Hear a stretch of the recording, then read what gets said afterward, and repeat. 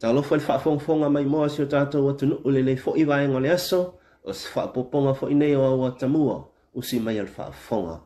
O te fia fo lofon fa talo fa tu pa ia mana maru sa tatu flu o lo fa pe na lalam pa au so se tafa fia o le nei la langi lo fa pe na mai mo mai ma sila mai le tau tuam le o nanga nei la Samoa Entertainment TV ai bola sila fia le pa ia mana maru sa tatu flu le ngata Samoa nei ma pe fo ia tunu mau o le wo vina tu sa o tatu fa sa longa nei le fa msino le nei I muli lu nei e tu sai manisi fo yo fa msino te tele sa pe na fa nga solo nei yaso e mo atu lai tātou ripoti e pe ona ele nei aso le so le na vapena ona toe wala wina ele mata au pepe ona tua ia ai se tasi fo i oli ina malanga mai au se tādia le whātou sanga te luai le sunga ia malele paulo po kin whai popo a toi whai ma se tasi fo i o tamali le mai sione e pe ona tua ia ai ma wha amao ni ila ua morianga o le tamu whai whahao le oti I se tasi le sa avea ma pale mi o sa moito sanga tele Mori sile fia pa ia manu tele o se tātou tunu e tusa ma le vaiaso a toa sa whapenano whanga so le tau manga nei whamstonga. Whaiwina ia ma whaamao nia e sengo whantono po le lau whantono le whaamao nia leo mōdianga. O na whapenano na tui na mai le vaiaso la matanga le nei vaiaso lo na aso rusu ma le wha.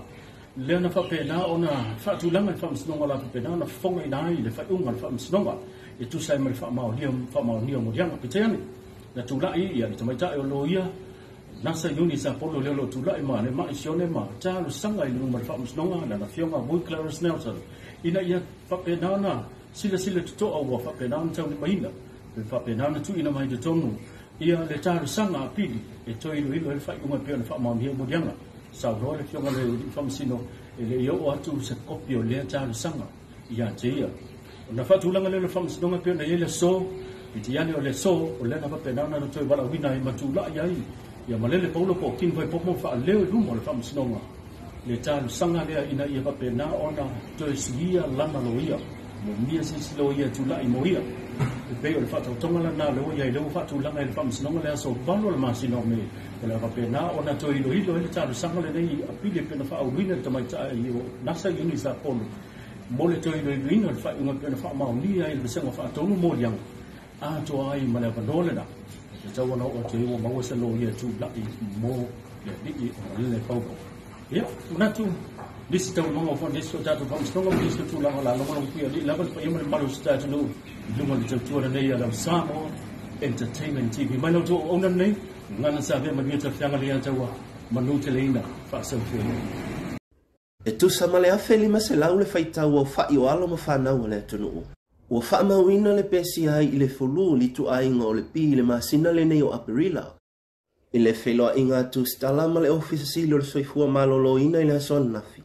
Na sauno ai le suna ai ono o Dr. Elect Eke Roma. I le sao le numero whana ua afia le nei masina.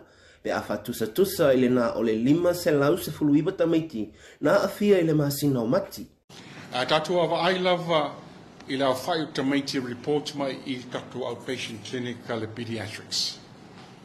A whaatus tusa lai whai ungo mati. Nā le 5 se lau se furuiwa tamaiti. A leo o mai vason te akunei, wa awhi 5 se lau lau whai tamaiti wo o mai Donald Clinic. A le pediatrics. Tō tele fo ia tau fia. On tua fo ia le furu. Ia o le virus infection. Ia o tele al furu pe Fa ono va yaso o tel flu. Tel al flu mo ni Samoa influenza A. Le influenza B la le o isolate mai ne tel o tamaiti o ta fia. Influenza B la e pe pesi foi pe al influenza A. Ai ma lo sia kula tel o tamaiti. Ta ua foi il officiali ni se po lenga I le tele o nai tamaiti e tau fiatu. Ai le lava moenga mo nai whanau. To tele la tamaiti le o tau fia nei. O fitse fu tamaiti o tau fia ba aso lan te atu nei. Ai na le 5 fu fa ia beds. Moenga I tono le o fu ngia le pediatric board. Me la nga wa kufa solo la tamaiti isi wards. Ona le lava moenga. O se fa po lenga na. Fa po lenga na wa to tele tamaiti tau fia lo winga o severe le flu le.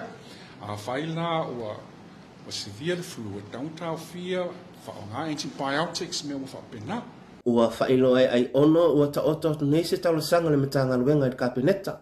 A walawa le pui ngā mole atunuu ai maise e ono a fia i soifua pe a le whaetete.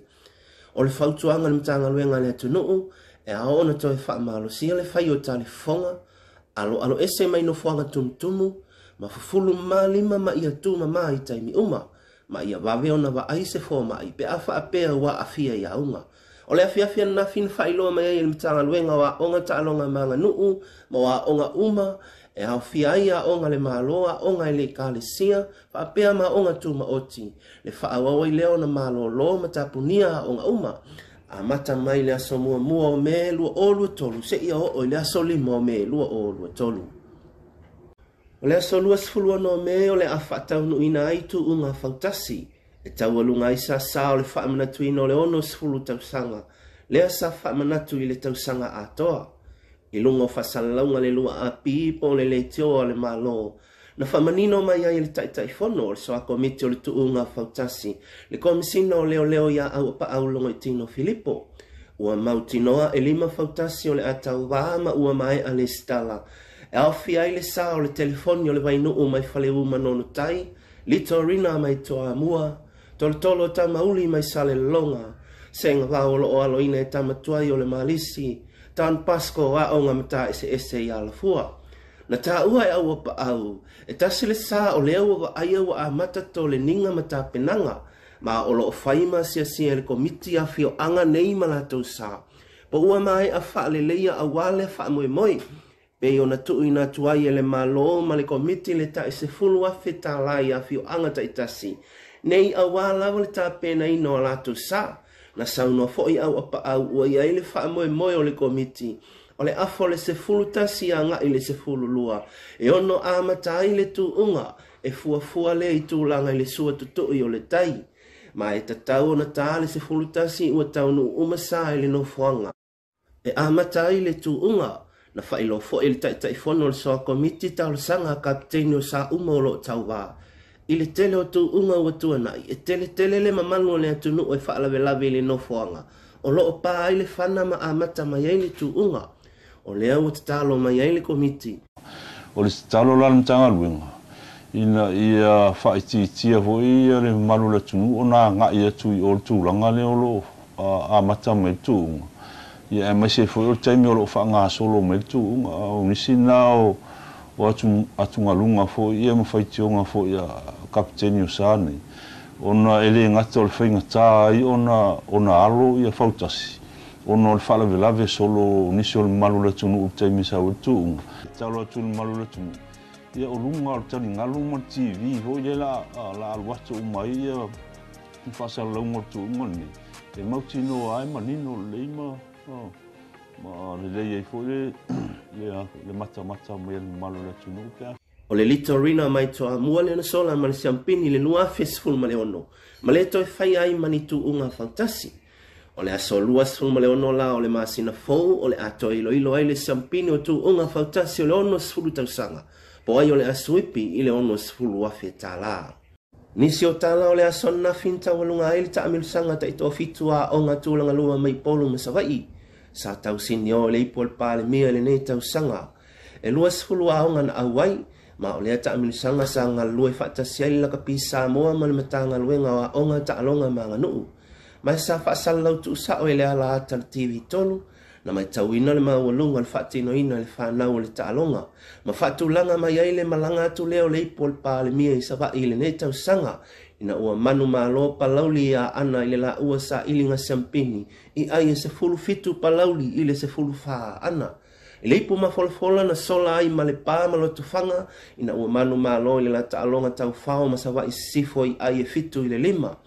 A o waimaunga mua na suipi i leipu wha ofu po o le polu, ina ua ia whato i lalo le au malo sia sanga ngā lua i ai e lua sifunu ma le ono i le fitu.